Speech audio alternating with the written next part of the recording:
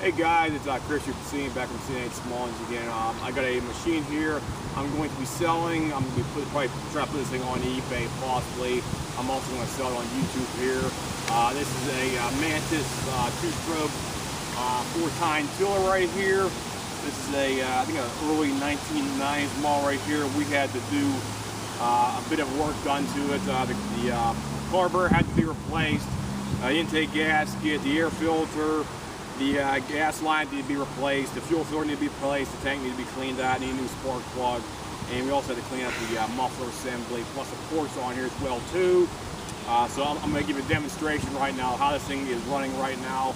I'm going to be selling this thing for about $160 because we had to put a lot of work and time into it, so it's going to be going for about $160. If you're local and you want to buy this machine, you can give me a call here. My number is 412-751-0357. You want to possibly pick it up or buy. We do offer delivery, however, there's a delivery charge to the specific distance you're at. So if you want to, if you can pick it up, you can pick it up at no charge, or if you want it delivered to you, there will be an additional charge for that. So I'll fire it up here for you guys.